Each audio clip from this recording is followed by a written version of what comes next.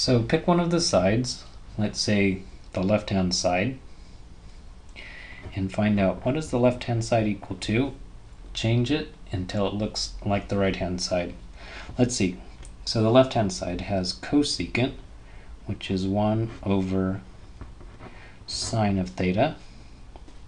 And then I'll just leave sine there. And this has two terms separated by subtraction. So I need to combine these two terms so that there's no more subtraction somehow. Well, to combine them, I need a common denominator. So for the second one here, I can multiply on the top and the bottom by sine of theta so that I have sine of theta in the denominator.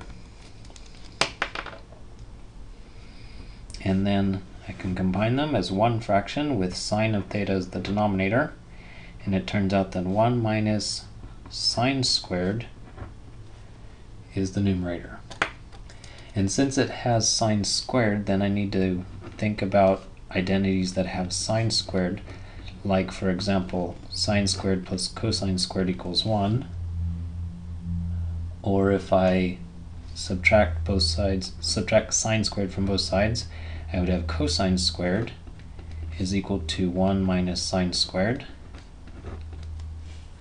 And so I can replace this sine squared, 1 minus sine squared, with cosine squared.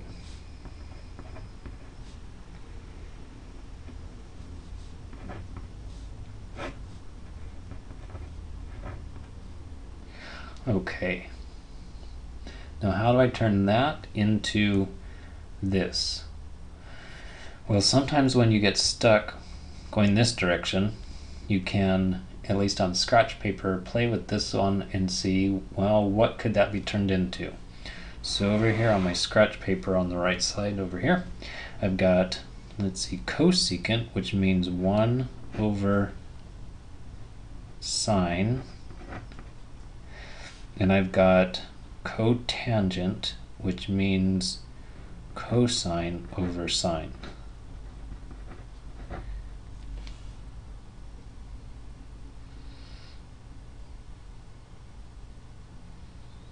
Well, this has a cosine over sine, but this needs to have sine and sine in the denominator.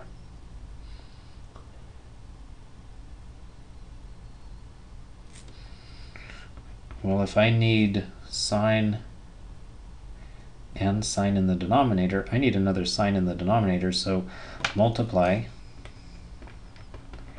by sine on the top and the bottom once again.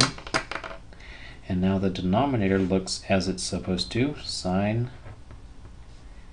times sine. And then for the numerator, I've got cosine squared and a sine of theta.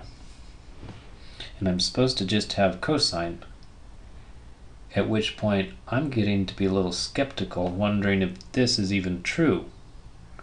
Maybe somebody threw in a false one to try and trick us. So if I try to make this one look like that one, I would have, so 1, so I could say this is 1 times whatever I want. So I've got the 1 in there, and then line that up over that sine of theta. Okay, take one of these cosines, so factor this as cosine times cosine. So take one of those cosines, so factor it as cosine times cosine, and then write down this sine so that we don't lose it. And for the denominator, it's sine times sine. So this 1 over sine is cosecant. This is the cotangent. And then this is extra stuff that we don't have in the original problem. So then I'm going to try and prove that this one is actually false. So one way to do it is plug in a number for theta, and if you can find one time when it's false, then the equation is false. So I'm going to try, I'll just pick a number 23 degrees.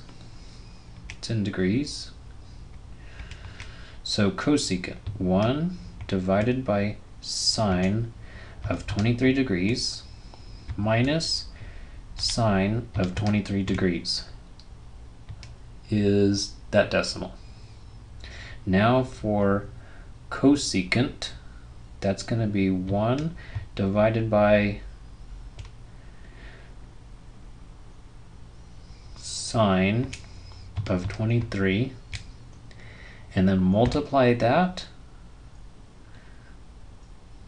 Just to make sure that it's clear, I'm going to put this one in parentheses and say take that one, which is cosecant, and then multiply with cotangent, which comes from 1 divided by tangent of 23. And then do we get the same thing, 2.16? No, we don't.